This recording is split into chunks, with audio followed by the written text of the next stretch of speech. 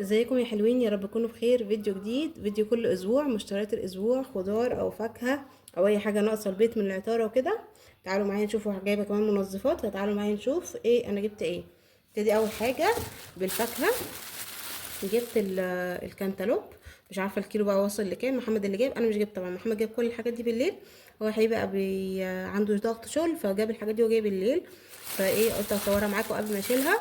جبنا ايه الكنتالوب ده اول حاجه.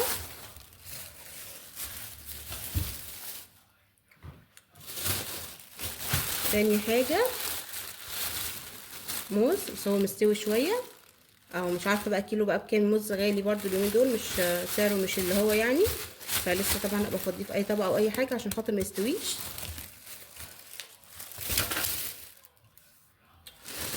تالت حاجة بقى حاجة العطارة. بصوا زي ما قلت لكم الفيديو اللي فات، انا عايزة بتاع دوت، عايزة ترمس. فجاب لي نص كيلو تقريبا دوت. نص كيلو وزن، يوزن نص كيلو عشان خاطر اعمله. ودول الفشار كانت خلصانه من عندي، هما بيحبوها. فبرضه جبت جاب نص كيلو. كمان الدقيق خلصان، جايب لي 2 كيلو. تقريبا دي كيلو ب19 ب17 او ب18 كده يعني. دي كده ايه العطاره. بس هحطهم كده عشان ادخلهم المطبخ. بص بقى، جاب لي مناديل. جاب لي هو مشكل المره دي فاين. بصوا اهي، فاين برستيج. انا اول مره اشوفها. مكتوب عليها جرب الفخامه. فرق الفخامه، بس شكلها شيك قوي. وبرده جاب واحده تانية هوريها لكم، استنوا.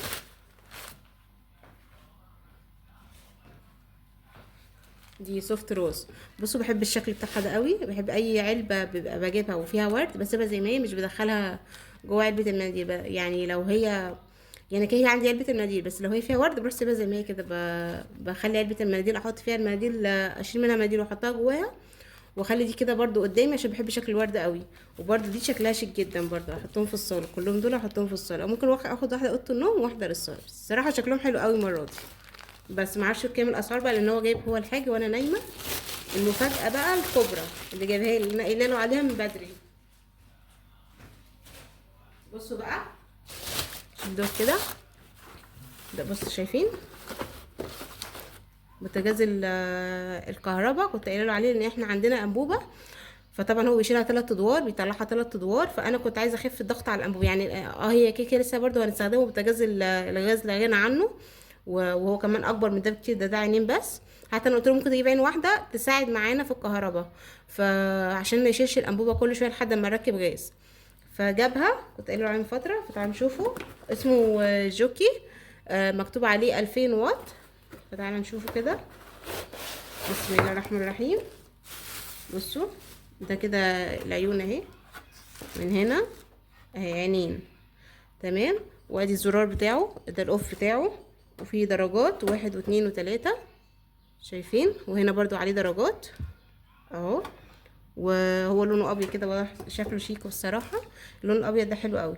وبالفيشه بتاعته اهي. هي طبعا مش طويله قوي. بصوا اهي الفيشه مش طويله قوي، بس عادي يعني هنحطها يعني في اي حته. ساعات بحط على الرخامه، وساعات ايه ممكن عندي خشبه بتاعه الجزامه، يعني رف من رفوف الجزامه. ممكن احطه فوق اي غساله من الغسالتين، الاطباق او الغساله بتاعه الهدوم.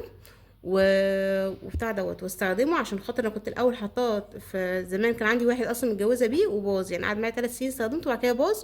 ولما راح محمد يصلحه، الراجل قال له خساره تصلحه، لان هو تمن تصليحه وتمن واحد جديد، فروح اشترك واحد جديد احسن. فعشان كده احنا استنينا وجبنا ايه واحد لما قلت لمحمد عليه. فلان انا ما عنديش كاتل كهرباء، وبجيب كاتل كتير وبيبوظوا، فده بيقعد اكتر من الكاتل. ففهمني؟ فبدل ما كل شويه اجيب كاتل، هو الحاجه اللي بالكهرباء بتبقى سريعه عن الغاز. فاحط عليه سريع جدا. انا مجربه قبل كده وكان عندي واحد. فاستخدم ده احلى ما استخدم ايه كاتل ويبوظ مني وكده. كيكي عندي البراد. بس فالمهم ايه، لان الانواع الغاليه اللي بتقعد يعني فتره كويسه ب 400 و500 و600 وكده. فهو اصلا من تمن يعني فرق شويه صغيرين عن ده. بس ده هيشتغل يسد مكان الكتل، ونطبخ عليه عادي جدا. تمام. ف فزي ما قلت لكم ممكن احط الخشبه دي عشان تبقى عازل بينه وبين الغساله. وبتاع دوت. اللهم صل على النبي. واشغله بقى على الغسالة عشان يبقى فوقيه مفتوح، ما يبقاش فوقيه ضرفة. فالضرفة عشان الضرف لما كنت حطاه على الرخامة وفوقيه ضرف، الظرف من كانت بتقعد تتبهدل وكل شويه اغسلها، وانا يعني مش استاذه قوي في الغسيل، فعايزه انجز يعني حاجه منجزه معايا، اللي هو ايه، يا دوب وراه الحيطه اروح اغسلها على طول وخلاص، على كده الموضوع خلص. بس كده، دي كانت مشتريات الاسبوع ده. نسيت اوريكم الاريال، وريتكم الاريال ولا لا؟ جبت بقيت مؤخرا بظبط في الغسيل، فجبت بصوا بقى ده اوكسي اهو، ده اللافندر.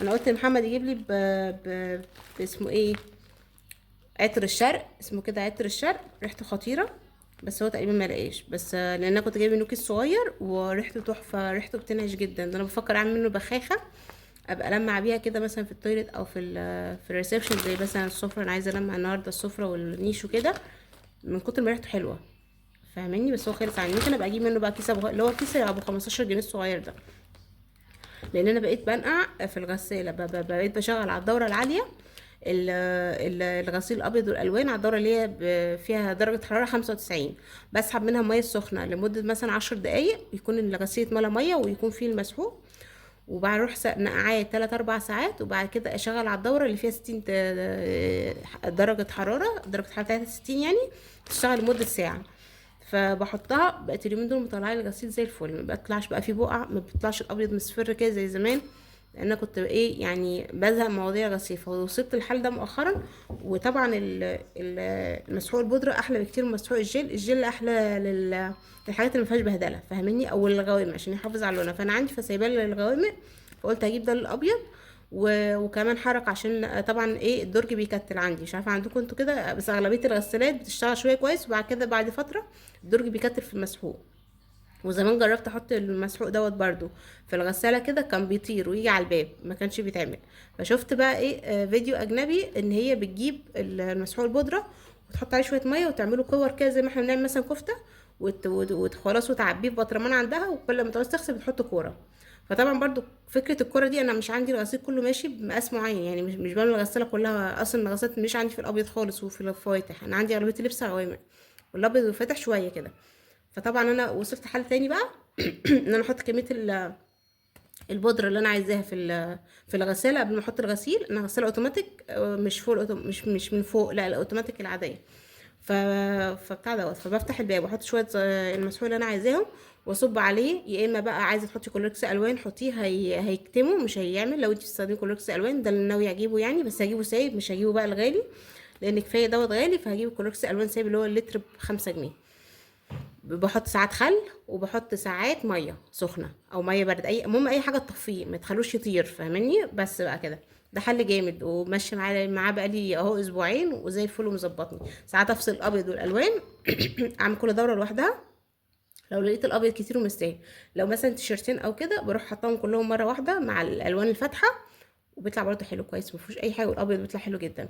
فكره النقع وفكره الدوره العاليه، ولو غسلتوه كمان مرتين، يعني على دوره صغيره ودوره كبيره، برضه بيبقى احلى واحلى. لو الغسيل مش مستاهل انقعوه واغسلوا على الدوره اللي هي ساعه عليها درجه حراره 60، بتبقى خطيره. برضه نشوفوا غسالتكم بتشتغل ازاي يعني. بس كده، ده فيديو النهارده، هشوفكم بقى في فيديو جديد، مع السلامه.